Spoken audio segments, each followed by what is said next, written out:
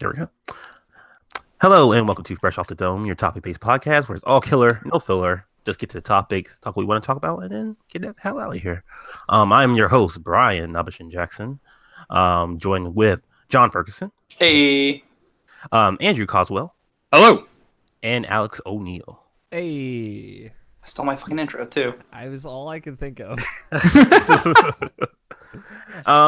And in this edition, we're just talking about like disappointments in video games that's like in a broad sense of thing was a disappointment.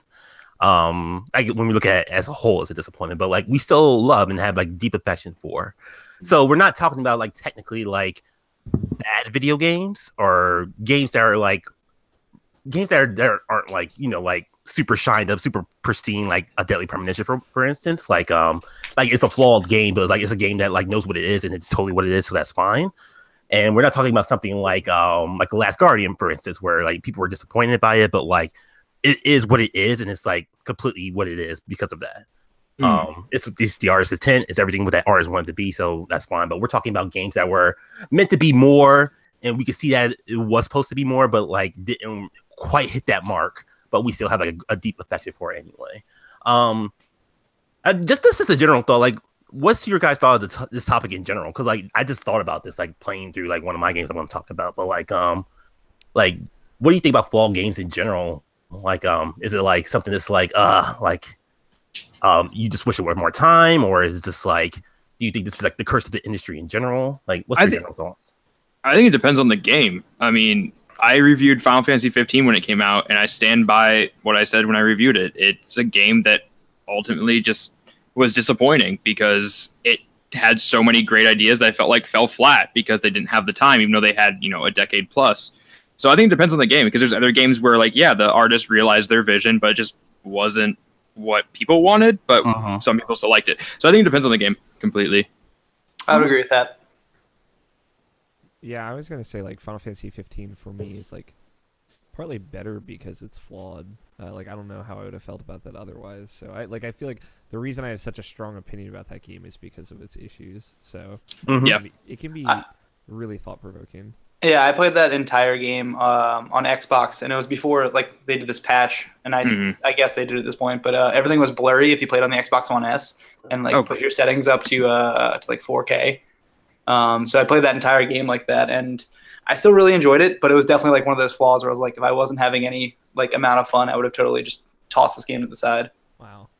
And another thing I wanted to ask is like, how do you feel about games in general now? Like with Destiny and like Final Fantasy 15, like they eventually like made so many patches, and like it could be where it wants to be now, and even you could say Mass Effect Andromeda at this point, where it's like it's more of a polished game now that it had time to like actually like fix it to be where it wants to be maybe 6 months later or a year later, but like it's like it's the game it was supposed to be. Like, what's your general thoughts on that? I don't think it makes a difference, like honestly, because for something like Final Fantasy 15, like as much as I love everything they've added, like you could just tell it's like it's kind of like a wound that is like just kind of scarred over. It's just, to me, it's still kind of obvious what those are, and I think that really depends on when you come to it. And we're talking about games that for the most part we've played when they're at their worst, I think. So like I feel like that never quite goes away, even if you can be excited for people to jump into it now when they don't have to deal with all that baggage. But it's made me it's changed the way I buy games now. Like I'm definitely more cognizant apprehensive or cognizant of reviews. Just because if there are a bunch of like flaws at the beginning, I'll put a game on hold and not buy until it's cheaper. Or in the case of, I think I'm playing Shadow of War right now. There's like no major like flaws, like there was the microtransaction like issues and stuff like that at the very beginning. But like nowadays, like if there's anything wrong with the game, I'll literally put it on the back burner for like 4 months and wait till it gets cheap to buy it. I think that's a big thing. Like you brought up Destiny, and if you have a living game like that's multiplayer focused, I mean, you've got to give them some leniency, because balancing a multiplayer game is so incredibly difficult compared to a single player experience. So a game like Final Fantasy 15, for me, I will always judge it based on when I first played it, which unfortunately was at launch. It wasn't when the game was finished next year. It was 2 years ago. or a year and a half ago. Whereas Destiny, like I said, it changes constantly. They're trying. So, like I said, I think it's different. It depends on what style game it is. I push back a little bit on that because, like, you know, you think of something like Left 4 Dead that came out, and it's like that game came out the way it was, and like all they did was add towards it. You know, like as far as I know, when that game came out, like that game was like more or less flawless as far as like being online and stuff like that, and had a vision. But obviously, like this is modern times, and like, you know, games are so much more than what we want them to be. Even what we want them to be, or even what the developers can even make them be day one. So like I understand, like it's a lot for the game developers to like just to deal with this evolving ecosystem with social media, and like even though we have day one updates and everything like that, it's just a whole nother thing. There's something like Left 4 Dead when that came out, for example. Yeah, like I'm not saying like give them a pass. Like there are games that are multiplayer that come out and they are better than Destiny or Destiny 2 were, for sure. I'm just saying that you can't judge every game the same way. It depends on the genre. But no, I totally agree with what you're saying. Mm-hmm. Yeah, I think it absolutely also kind of comes down to the platform type of the game, where you said Left 4 Dead, but that was something that was very contained when it came out. No one was really expecting much from the first Left 4 Dead. There was just this zombie game that kind of popped up, at least in my memory when it came out. Like my friend told me about it, and I was like, oh shit, this is a blast. And then they added more campaigns, and I was all for it. Whereas like something like Destiny we were promised a lot more, and were initially disappointed. And then they started adding things like Taken King to really change the game and actually make it more of an experience as opposed to something like Left 4 Dead. Yeah, I think like something like Bloodborne, which is out now, and a bunch of people are playing for free for PS Plus. But like when that game first came out, like it had way longer load times. It didn't have like loading screens, so like it can really. Some games can definitely get a big second wind off of those changes that they make, and like something like Destiny, original Destiny, not even 2. Yeah, it's changed a lot since it first came out. So for sure. Yeah, I mean, I had friends that tried to convince me to go back to Destiny 1 when Taken King came out. I was like, I don't have time for this. So yeah, no, I mean, the second wins it's cool to see second wins happen, like Alex said, especially with Bloodborne right now. But if you're already involved in that game before the second win comes, it's really hard to jump back into it unless you were really diehard. Yeah. So. All right, I guess we'll just get into it now. Let's start with Andrew. Andrew, talk to me about a disappointing game that you absolutely love. So Metal Gear Solid 5. I think it had the same thing that Destiny was kind of mentioned earlier, is promised a lot. The trailer, the original announcement trailer, was this huge bombastic thing that was, you know, this is going to be the end of Big Boss's story and in a way Snake's story. It was all your choices mattered. Everything was leading to this, and narratively fell apart. Did not deliver on that, I felt like, at all. It felt wholly unnecessary in the story for the most part. But I love that game. The gameplay loop is just absolutely incredible. I'm a sucker for base building. So building Mother Base. Oh man. I spent hours doing that, even though I didn't care about the story. I'm such a story focused player that I was really surprised with how much it grabbed me. I'm assuming you were a Metal Gear head, like a lot of me, or like me and Alex are, like as far as like the lore and everything. I've beat Metal Gear Solid 2. I've gotten halfway through Metal Gear Solid. I'm very bad at stealth games, like just straight up. I'm terrible at them, so Metal Gear always scared me. Eventually finished 2, halfway through 1, played the beginning of Metal Gear Solid 3, did not like how it played at all, and my PS3 died when I started Metal Gear Solid 4, so I never got to finish it. But I know a lot of the lore just from researching. I used to work overnights at a TV station by myself, so I would just read Metal Gear lore and wiki. That's how I entertained myself. So I'm a Metal Gear head. I'm a fake Metal Gear head in a way. Yeah, that's interesting. I never heard this perspective before, that you were still disappointed in the story despite not really being deep into it. Well, when I was playing through it, I was like, the story isn't grabbing me. I don't really care about this. And then I beat it, and then I really got into the lore more, and I was like, oh wow, they really dropped the ball in this. In retrospect for me, I was like, wow, they really messed this up. As I was playing, I was like, this story is whatever. I'm sure this means something to some people, but as I learned more about the story, I'm like, no, this story doesn't mean really anything to anybody. So yeah. Yeah, I feel like all Metal Gear story fans feel that way about Metal Gear Solid 5, and we all just kind of not talk about it. I feel you, man. I brought up the taboo. John, do you have anything to bring to the table? One game I was really, really surprised about that I ended up liking more than reviews did, I guess, was Mirror's Edge Catalyst. I played the first Mirror's Edge when it came out on Xbox 360 like a long, long time ago, and I enjoyed it. I thought it was fine. I definitely wasn't part of that group that was clamoring for another Mirror's Edge and really hyped about it. But I let the reviews come. Obviously, they were like mid-tier, like 6s and 7s. And then one day I had EA access, and I just downloaded it last year and played it. And it's one of those games that just doesn't really do anything like super well. Like it's fun, but it's okay. Definitely deserved its scores. But for some reason, the world of that game just like completely entranced me. I love the idea of like this corporate espionage like run city that's just like completely totalitarian, and like it has this one pristine like look where everything's like white, and like you can definitely see like how society is like living at that point. And I thought it was just such a cool idea, and like I think that's only the reason why like the sole reason why I got through that 6-hour story. I mean, it wasn't long or anything, but I ended up just like really kind of like now like I really want another Mirror's Edge. It's not going to happen, but like oh, that's weird. Yeah, like the first one, you were mad on the first one, and then the second one comes out. I want another one. Like, yeah. Like for some reason, this one like was like, hey, like I could totally go for another story that's in this like kind of really cool world, but I'm never gonna get it because it sold like 8 copies and people hated it.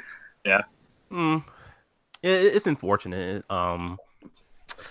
Like, do you understand where your reviews were coming from, though, as far as like, yeah, like, like there is nothing like superior about that game whatsoever.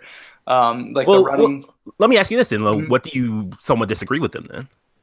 I just like I said, for me, it's just like there's something when you're building a narrative. There's something that I find attractive about building out the world around that narrative. Okay. And sometimes you can tell a great story, like Neil Druckmann says, simple stories, complex characters, right? Like that's his writing rule. But sometimes I feel like you can get an equally cool feeling, and I'm not really comparing Mirror's Edge to anything Neil Druckmann has ever done, but you can get this really good vibe from just a well-created world, even if there are flaws, like the gameplay is really mediocre, or the main character is nothing special. Just that world was the one thing that I really, really took away and loved from that game. And I think like I haven't read a review about it in a long time, so I don't know exactly what reviewers were saying about the world itself. But from a game standpoint, yeah, it had a lot of flaws. But just the world was cool. Oh, what would you want from a sequel then? More RPGs. One. Okay. Yeah, like they touched on it a little bit in that game. But if they actually fleshed it out and made it, I think, kind of more of an action RPG, like, and really dug down in those roots, it could be something good. Like leveling, like how high you can jump or something like that, or yeah, there was like things, small things like that, but maybe equipment, perks. I would have to look at the tree again, and maybe I can load it up on my Xbox real quick while you guys are talking, but we'll see. Yeah, okay. It's a bummer. I never played Mirror's Edge Catalyst, but it's a bummer that the story wasn't good, because with the first one, I remember really loving the world. The story was whatever. The idea behind it was all right, but I don't think it was well executed. It really felt like one of those Assassin's Creed type of things where it's like, this is a good concept, and if they do the sequel to it, it'll like blow us out the wall. Exactly, and I was hoping they would do that with Mirror's Edge Catalyst, and then it came out, and it's like, okay, world's still cool, story still is whatever, and it's like, that's such a bummer, because it's such a awesome concept, because it's almost. I don't want to say this because it's like I don't know. It's almost like a clean cyberpunk feel. It's like just it's dystopian, but technology kind of rules. But it's really clean. Like, it's not dirty, grimy noir stuff. Visually, that city looks fucking awesome. Yeah, the character models don't look nearly as good as that city, but I was just like fully in love with how all the buildings like just looked, and running all over the rooftops felt natural, because they planned certain routes, and that kind of got a little tiresome towards the end of the game because you'd be running the same routes over and over again. So I'd like to see more variety in terms of that design. Yeah. But like I said, we're probably never going to see another Mirror's Edge anyways. So yeah, it's interesting that that game came from DICE, like the people who make Battlefield, and I think that's the only game that they deviated from in like years. So like Battlefront too. Okay, yeah. Wait, DICE made that? Yeah. Holy, I had no idea. Yeah. All right. And it shows that like they want to do something different just because of that. I mean, Yeah, I mean, they're kind of it's like being any of the Call of Duty developers. You're kind of constricted into the same thing every year. So yeah, I had no idea DICE made that. That's awesome. Yeah. Yeah, so the skill tree, I'm looking at a picture of it now. It revolved around movement, combat, and gear. So you would learn like certain moves, like when you're running, like the skill, like you could do the roll when you landed, so you wouldn't take damage, and that would get better. You would run a little faster, jump a little higher. And then combat, you could like disarm enemies a little easier. So like those would be the basic ones to build on. And I'm sure that they could find different trees to go with, maybe like a Mass Effect style persuasion, or to see if you can get through any areas without combat, and try to talk your way through. That'd be pretty cool. But who knows? Yeah, maybe one day, dude. Yeah. Keep the dreams alive, please. Alex, hit me up. What the game? Mine I think is weird. I was Final Fantasy 13, not Final Fantasy 15. That's a good one, actually. Yeah, because like what a mess of an actual video game.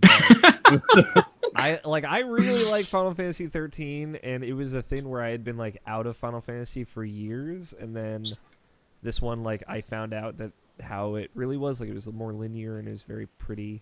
So it got me back into Final Fantasy.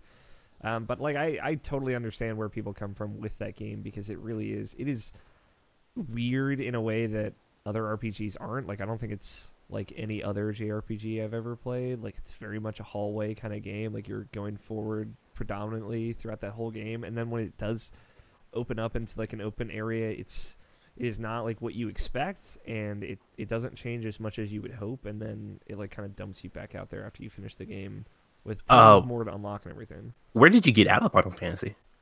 I got out at, I guess, 10. Because That's fair. I tried to get in because I liked 7, but I was like very young when I played it, and I tried to get into 8, tried to get into 9, and then I just didn't care to try to get into 10. But that was like, again, I was very young at the time. Right. If I went back and played 10, I might like it. I just refused to do so. No, side note, did you ever finish 9? I never finished 9. Oh. I kind of finished Final Fantasy 8, but yeah, that's a whole other story. I only ask because like 9's one of my favorite games of all time. So I want to play 9. Like, I want to play all the PlayStation 1 ones. So yeah, because I love 7 so much. Yeah. But yeah, 13 is just a fucking weird game. Like I don't know how that game actually came out the way it did. What's funny is, like, you say it's a weird game, but I feel like it's a game that was so weird, but they tried to contain it, and by the linearity of it, I wish they would have just gone with it, like just gone full force with it and let it be weird, because I feel like it would have benefited from that. Mm-hmm. Like, I don't know how you would have done that game open world, because I feel like you run into like a Final Fantasy 15 result where it's just like kind of messy on the edges. Yeah. And like, I understand they wanted to do like these series of vignettes with different characters across different locations across this massive world, and I think it does that well. It's just like it doesn't do it in a way like I think a Final Fantasy game would do it. But it does what it seeks out to do very well. I think like combat's still unmatched in a lot of ways. So the vignettes, like, it seems like, now that I'm thinking about it, the vignettes to me always seemed like somebody, like a crazy person with a map, like drawing, like connecting strings. Yeah, like a psychopath. Totally has that vibe. Yeah, it's just like, these are the events I want, and they're gonna connect somehow, and we're gonna figure it out. Yeah, but it doesn't work well. But like, the combat is awesome. I loved the combat in 13, but the rest of the game just. It's funny because like I like the story of that game a lot, and I think it touches on some pretty good like ideas, and I think the ending is really excellent.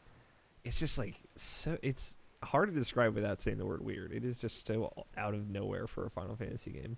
Mm-hmm. I made it 2 hours into that game, and then I said no. It's not that long. It's only I say it's not that long. It's like 34 hours. I probably made it 25 hours in, and then my Xbox red ringed, and I was like, I'm good with never going back to that. Man, just like you and consoles dying around video games. Yeah, to be fair, like, growing up, I was like, we didn't have money, so I always bought my consoles used. Mm-hmm. So that was my problem. Just use consoles that actively ruin video games. Yeah, exactly. PlayStation 4 is the first system I owned within like a generation. I got my PS2 the year the PS3 came out. So, yeah. You had plenty to play. Yeah, exactly. Alex, I know you never played. At least I don't think you ever played Lightning Returns, but I think you played 13-2. Played a very little bit of 13-2. Okay, so like, what did those games just like completely mess up from what you really liked about Final Fantasy 13? So like, basically, the whole end of 13 is like, hey, we did it, we saved everybody, everyone's happy, and there's like this really great scene. I guess spoilers. God damn it! No one really cares though. This really great scene where Lightning gets to see her sister again, and it's like, hey, it might not be that bad under like these kind of like, now that we're not under these evil gods that are kind of controlling everything. And then like 13-2 immediately cuts to that cutscene and like edits it so that Lightning disappears out of it, and it's like, oh no, Lightning's disappeared into the time stream. Like, that's the entire premise of 13-2. And then like so Lightning just disappears and her sister goes looking for her through a bunch of timelines. Like, it just immediately ruins everything. I think you just explained a season of Doctor Who. Yeah. Or The Flash. It honestly feels like that. Like, it seems so random, even for Final Fantasy 13, as weird as that series is. And then I guess 13-3, Lightning Returns, is about like her kind of getting back to the same point through time as well. But I have no idea.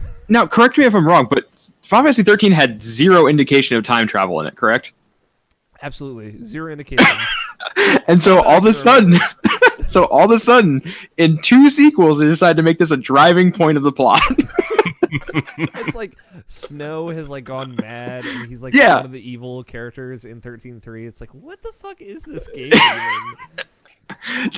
I know it's an old joke, but like 13-2 and 13-3 are the sequels that no one asked for, especially 13-3. Like, why? Why did you do this? Well, like, to be fair, I think 13-2 ends still fucked up where Lightning hasn't been found. So they're like, no, we're gonna make a game all about finding Lightning. So it sounds like, and like I said, I only played 2 hours of Final Fantasy 13. That they had like this boardroom meeting at Square, and they're like, all right, so we're all ready for the sequel, right? To the head designer, and he's like, what? Yeah, I have 2 games. I have a second one too. I'm like, oh, that's great. No, I have 2 ideas. Hear me out. I think it's more that like, hey, we made this engine for 13, and like we really need to fucking use our money, so or use the thing that we have. So like, let's crank out some sequels real fast. So yeah. Metal Gear Survive. It is very much in the ilk of Metal Gear Survive. Like, it's so upsetting. Like, the second one has like a whole Pokemon aspect to it where you're catching monsters and using them on your team. It's like, what the fuck? Wasn't that also around the time that Dream Drop Distance came out, which also used a Pokemon aspect to it? So maybe Square was just really trying to get on the Pokemon train. Shit, yeah. Maybe. Man, it was all about the Pokemon. 15 years. Yeah. How far in the systems did you get into that game? Because I remember like the whole reason for like, or one of the thing that was advertised for 13-2 was like this is supposed to be fixed all the problems that Final Fantasy 13 had. Like, it's more open world and all the other junk. So. I got like an hour into that game. Okay, I was just curious. So I have nothing to add.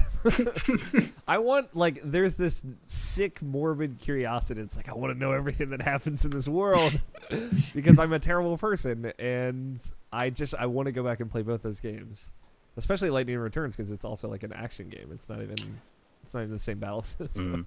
You can just ask Justin. So yeah, it's true.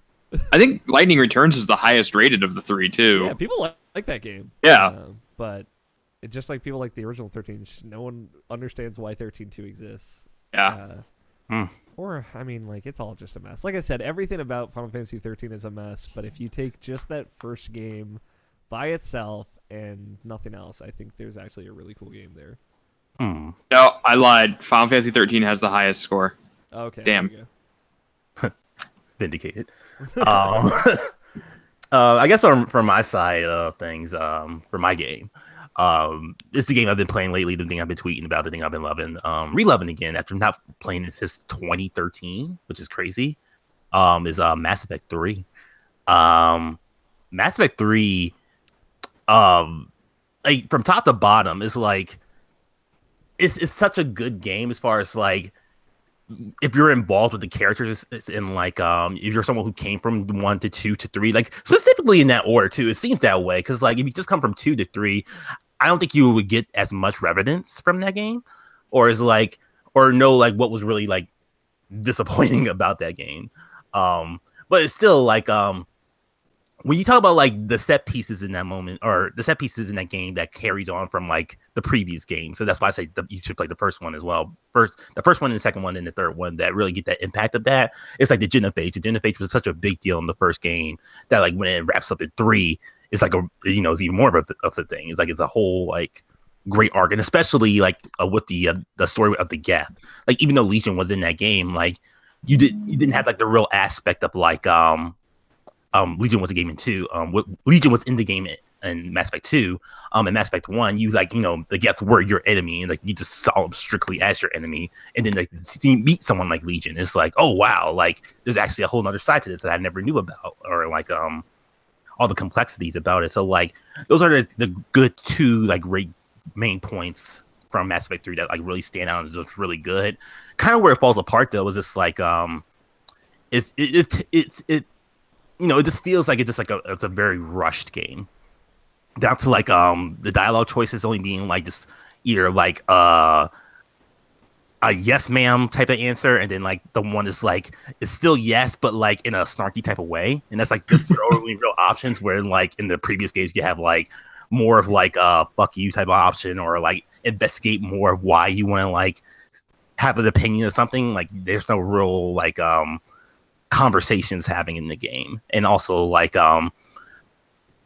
just like this certain like wraps up and conclusions to certain stories, like how like like in Mass Effect 2, Miranda Spotter was such a big deal as far as like like what it plays into that character, and like how it was that like she was involved with Cerberus. So you would think like when it eventually gets to Mass Effect 3 and Miranda's still involved, that like it would still be a bigger thing, and it's really like the most side story of side story, and it's just like this events happen, and and how it plays out is like either she's dead or her sister's dead, or just her father's just dead, and like it's just a lot of things that like unfortunately like it is a disappointing game all around, but like I still feel there's like a heart to what it is, because like it got cranked down in like 2 years, and like for game developers, I would imagine like that was like less than 2 years, because like like they had to like do the marketing, and then like everything does bug patches and everything like that. So it's like they really cranked that game out like super fast. So like it was definitely something that like it had a limited time and like only so much money. So like it was definitely something you could just tell that like we don't have that much time. We're gonna do as much as we can for this, and like try to wrap up as much as we can. And like we have all these like strings everywhere on this wall, and try to put it down to this one centerpiece for like what the ending is supposed to be. And obviously the ending is what it was. But like yeah, like I still feel it's a solid game. Just like there's a lot of just like low points to it. I mean, for like the strings wrapping up and everything, and like the conversations, like I kind of get it.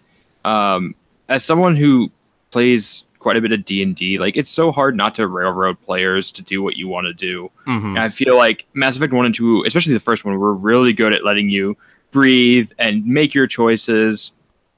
But 3, they had to wrap it up. They had to. I mean, I feel like they had gotten themselves to a point where they were backed in a corner. It's like, okay, well, we've got one game to finish all of this crap. We're going to have to take away some player agency as far as the plot goes and just get them there. So it's... I don't want to say it's a lack of foresight, but at the same time it is with the first 2.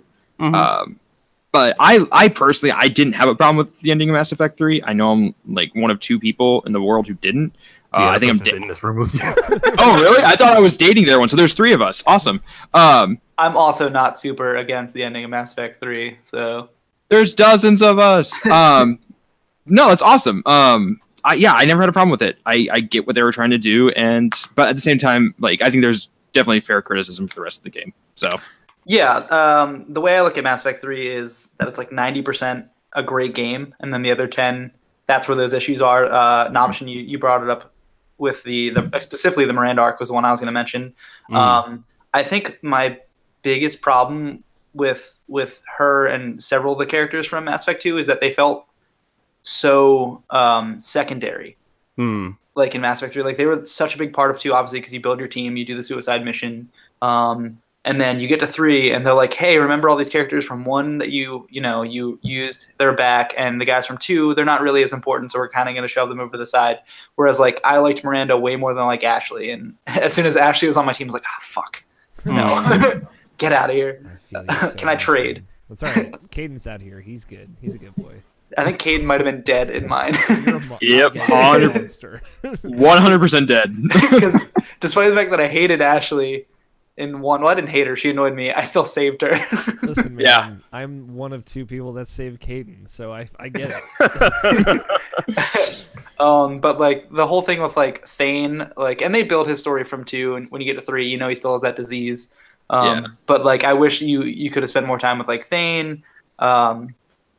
So yeah, my biggest complaint wasn't the ending. It was the fact that these characters that you also had built special relationships with from 2, all of a sudden became like these. Hey, remember that time where we did that? That was cool. We're not going to talk for 5 years, like high school friends essentially. Yeah. Where you just stop talking to them. It was the clip episode of video games. Like that's what it was. It's like, remember these good times? It's like the season finale.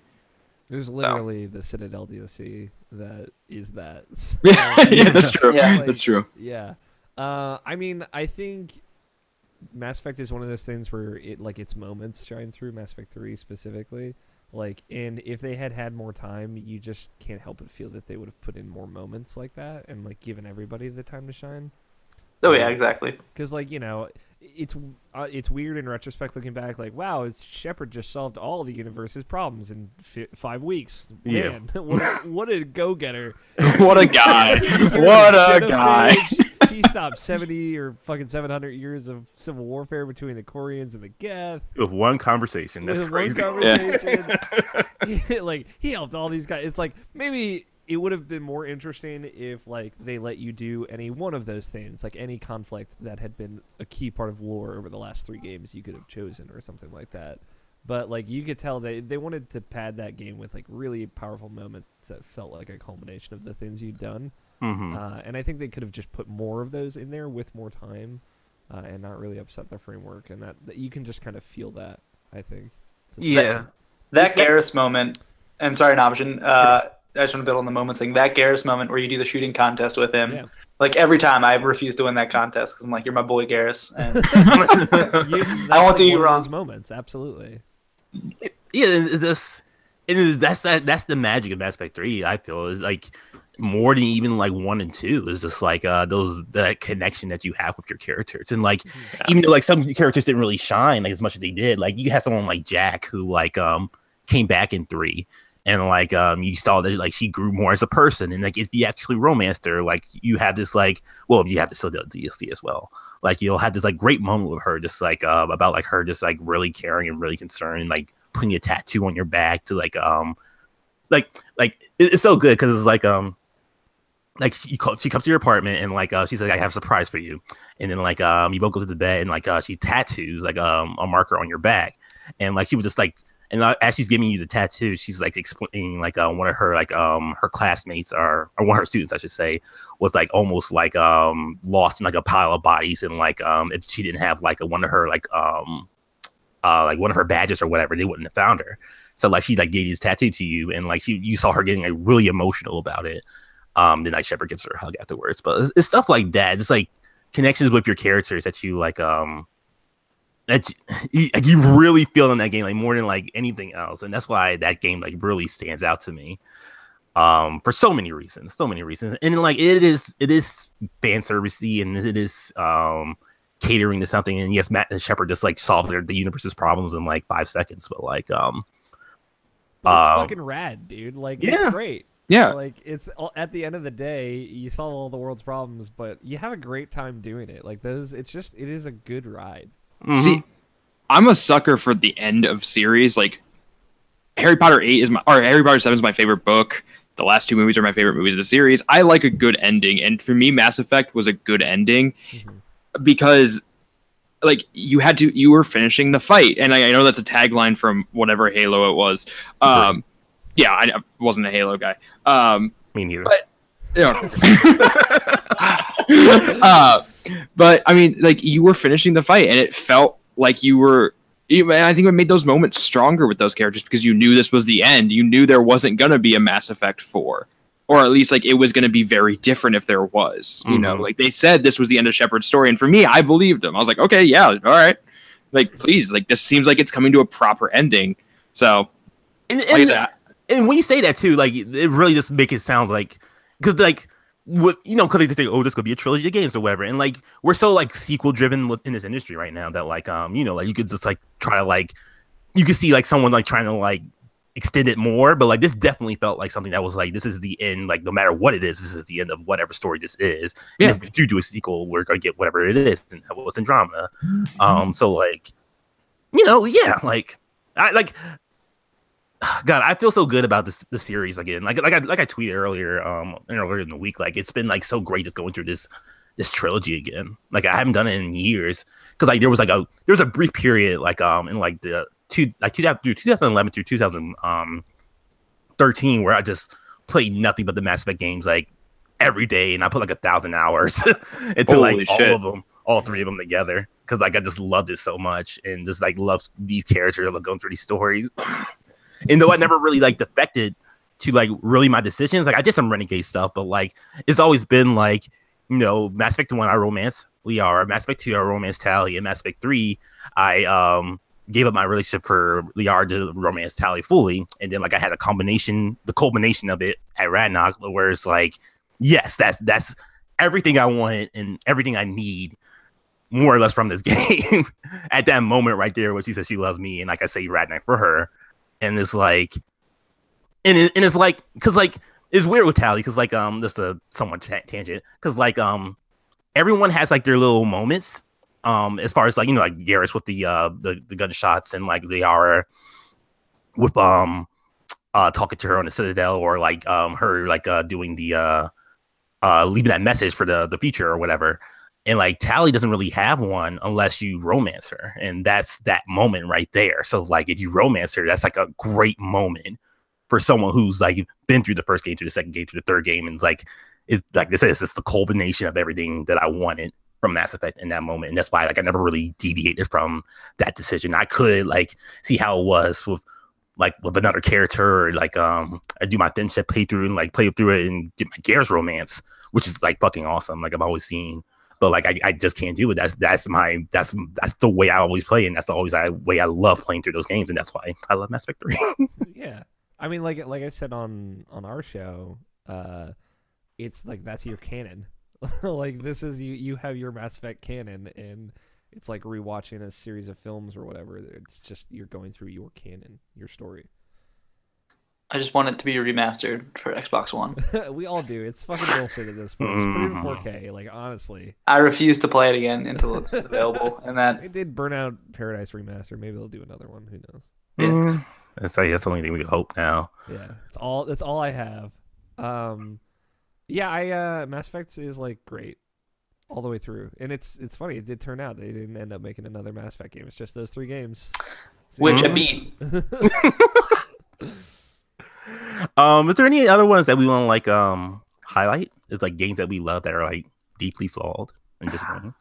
We talked about earlier. Final Fantasy 15 is great. I enjoyed 15 too. Yeah, like I at the end of the day, I am disappointed in that game, but like I'm never gonna like regret playing through that game. And like like I bought the season pass and I played all through those seasons, all those DLC episodes, and I like like. It's had some things for you, some things not so much. Yeah, but like I will never forget like that game flow, that the presentation for that game, like just playing. I think it's like kind of like Metal Gear Solid 5 for me, where it's like playing that game is what I really enjoyed, and like the story just not so much. And that's just me. And like a lot of people get a lot more from that story than I do, obviously. But like like the ending, I love that fucking ending. As far as like the final scene of the ending, I should say. So Mm-hmm. Yeah, and I think it's a cool thing that video game sequels have the like advantage of. Like usually it's a better video game, and that'll help elevate any like poor story sequel to at least a playable or an enjoyable level. So we're gonna say, John. I feel like a lot of Xbox's first party is kind of at that level where it's like I expect a certain like level of quality, but they kind of lately for the last year and a half or so have been underwhelming me. Come on, man. Halo Wars 2 didn't do it for you? And I loved the first Halo Wars. And okay, I picked the wrong person for that, man. I mean, like, I thought Halo Wars 2 was okay, but it was definitely disappointing. But like games like Quantum Break, which for like the first half I was like super into, and then it kind of started dragging on, and then they had the worst boss fight ever. Actually, thinking of Quantum Break, a game that is like deeply flawed that I really like is Alan Wake. I fucking love Alan Wake. Yeah, Alan Wake is great. It's so good, but it's like also kind of a disaster in some ways. But yeah, I fucking love that game so much. But then like you look at like Halo 5, which they brought back the multiplayer, and everyone's like super jazzed on that. But then the fucking campaign was just trash. I did not finish it, so yeah. Like the only Xbox exclusive that I can think of recently that I really enjoyed was Gears 4. But even then, like I have trouble remembering what the fuck happened in that campaign. So you see, a lot of good moments in that game.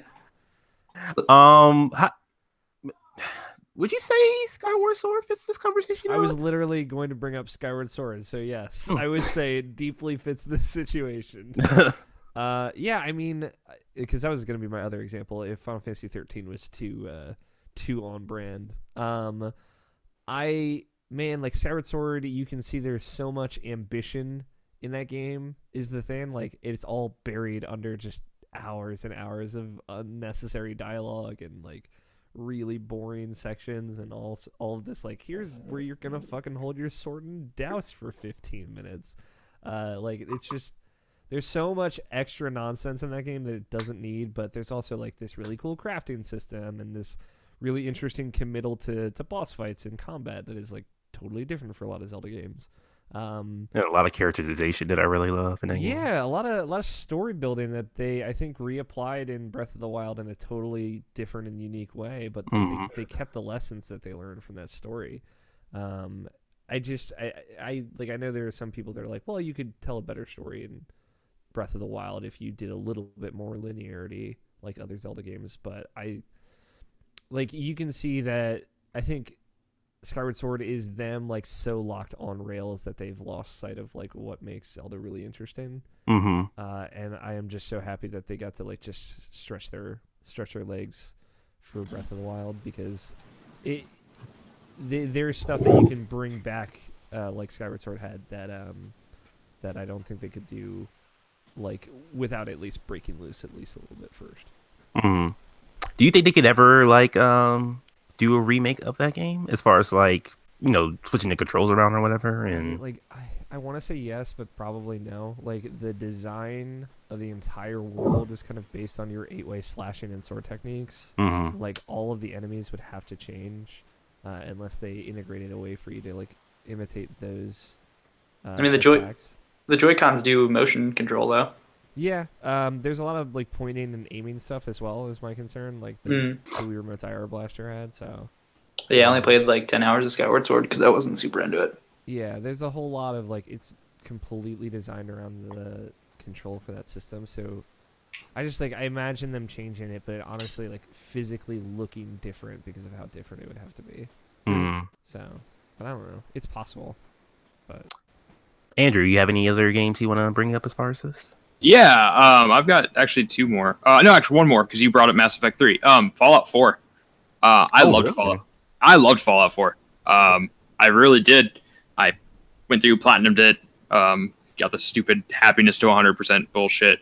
But, I mean, what it's out to do, and especially I think compared to in the same year that Witcher 3 came out, man, that game just didn't deliver what I was really expecting from a Fallout game. It wanted to be this immersive, big open world experience with options, and I feel like it got repetitive very quickly. The crafting system was not fun.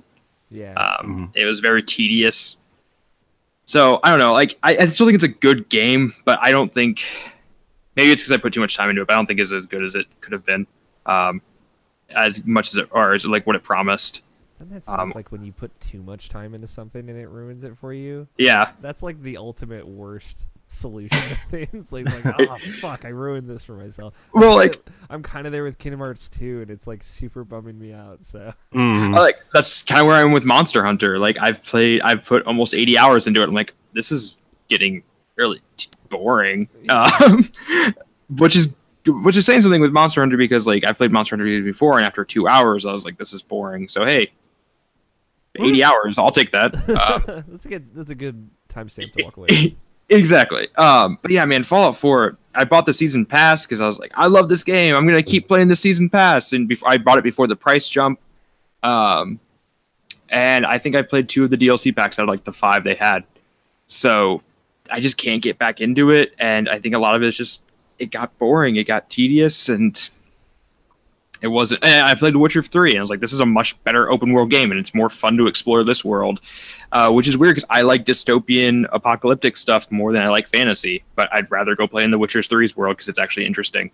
To echo something Alex said on our show, like The Witcher 3 is almost too good of a game, and it's definitely like the exception and not the rule as far as like how video games are even made or done. Oh, most definitely. Yeah, like I have this, like awesome, but yeah, I have this dumb thing with like the rules of 3 or whatever. Is just like I feel like there's always like a weird entry that like fucks it up, so like it never could be like a really good trilogy.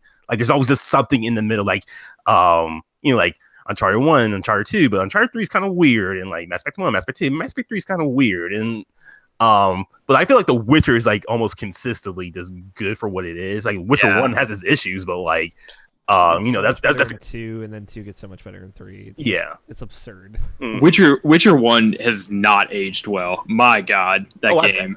It is just a night. It looks like a nightmare escape compared to how Witcher 3 looks. It's just Geralt looks gaunt and dead inside, and it's rough. It's pretty great, actually.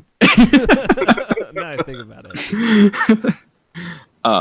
But yeah, no, I think that in a year that The Witcher 3 came out, Fallout 4 just could not deliver what it was supposed to. It really was. I didn't like Fallout 3. I'm once again, I'm one of like 2 people who didn't.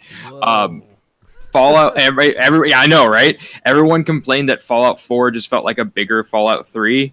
I didn't feel like that at all. I felt like it did a lot of things that I liked more than Fallout 3. Do you play Fallout New Vegas? I didn't, and I know that's one of my cardinal sins with my backlog, is I have not played. I feel like people who don't like Fallout 3 love Fallout New Vegas. That's the only reason I bring that up. So no, it's one of those things. Like I will get on it eventually once I have a system that can run it. Thanks, appreciate it. I'm here. I think my biggest memory of Fallout 4 is, and I played it before they patched the one exploit where you could just kind of get infinite money. I felt so bad because, what is it, Arturo is the merchant in Fenway Park. I completely fucked him over every time I'd go there. He'd be like, oh, you have this many bottle caps? They're mine now for this. All I can imagine, that man's family did not eat well because of... They ate whatever garbage trinkets you sold him. You ruined that town's economy single-handedly. That was my experience with Fallout 4. 10 out of 10. No, I enjoyed my time with Fallout 4, but like I said, it's too much of one thing. It gets old. So it's hard to discern whether that's me looking back with like, did I really enjoy this, or if I actually, I don't know. It's hard. Life's hard. That conversation was around that time as well, where people were getting frustrated, like they felt like that game didn't evolve enough from like the previous entries. So yeah, well, I mean, like, and I can't remember his name now, but the guy with the cowboy hat being like, "This settlement needs your help," over and over. It's like, dude, I will murder you right where you stand. The thing is, like, I totally bounced off that game, and I still don't even really know what I didn't like about it, because it was like there was a lot from Fallout 3 that I liked that was still there. I just like could not get into Fallout 4, and I don't quite understand it. I know a lot of people with Fallout 4 complain about the simplified conversation system. Yeah. Kind of like the jump from Fable 2 to Fable 3. I liked it. Ooh, any Fable 3 lovers here? I actually love Fable 3. Oh, really? See, yeah. I like 80% of Fable 3. That that is the normal reaction. Yeah. No, I interrupted you though. No, you're fine. No, Fable 3 is I think it's fine. But no, people complained the same way with Fallout 3 to Fallout 4 as the conversation mechanics changed. I didn't mind them. So how did you feel about Alan Wake, Andrew? I liked Alan Wake a lot. Okay, we brought that up when you were reconnecting. I just want to make sure we're on the pro Alan Wake team. Oh yeah, no, Alan Wake is great. It's one of those games where I bought it because I was like, this is something weird that I wouldn't normally play, and I found it for pretty cheap. Played through it, loved it. I'm just now realizing Alan Wake and Quantum Break rhymes. I was like, should their third game be like another thing that rhymes? Yeah, and then if you take all the letters out of the titles and rearrange it, it says Alan Wake is still alive. That would be some shit that Remedy would do too. Like so. Is that how Alan Wake 2 is going to start? It's going to start in the universe of Quantum Break, and they're going to go through some time fold. It'll be him writing the universe of Quantum Break. Like that is the canon answer. Only if Time Knife is that the name of the fake script in Quantum Break? Oh yeah, the Time Knife is one. Yeah, only if that makes an appearance in Alan Wake 2. I never played Quantum Break, but the Time Knife is a damn good name for something. Oh my god, the Time Knife! I totally forgot about that until just this moment, John. Holy shit, that's easily the best part about Quantum Break, hands down. It might be one of the best Easter eggs in like any video game. It's so good. Nabeshin, have you played Quantum Break yet? I played like the first 2 hours of it. I never finished it though. Okay, the Time Knife is like the series of collectibles that you can find throughout the game that a dude is pitching one of his bosses as like a movie that they should make. It's fucking incredible. The best part about it, like the way he's writing it, is like the main character in the script is supposed to be like this romanticized version of himself, and like he clearly has a crush on one of his coworkers because he's like, I think he keeps sending it to her as well. Yeah. So like just the whole like emails that go along with it, it's so good. Yeah, it's like his coworker, this lady, appears as a character in the story as well that he always heroically saves. I cannot. The Time Knife, even if you can't, just go look it up. Yeah, I think it's online. Seek the Time Knife out. I was going to bring up something else, and now I totally forgot. Oh, Dead Space 3, I think also kind of fits this, because I think there are parts about Dead Space 3 that are actually really great, and I actually had a really great time playing that game. But it is like one of those things. Kind of reminds me of Mass Effect 3, where it's like there's a lot of publisher influence, and maybe it was rushed out the door. And I mean, it's EA, so. I was gonna say it seems like there's a publisher similarity here. How weird! all the things. Me and John talked about this actually. Yeah, it's so I like, but you can see that there is something great in Dead Space 3, except for the ending and the DLC. But sounds just like Mass Effect 3. Jeez. It's no, it's very cool, and I think what they did with co-op in that game is actually really smart, and I don't think any other game has still done that yet. So, where like one person sees something that the other. I like the co-op mechanic and what they did with co-op, but God, I wish they would have done it with a different series. Like that's my only thing. Because damn, Dead Space 1 and 2 are some of my favorite games, and 3 is good, but it feels like a completely different series, and I wish it would have been.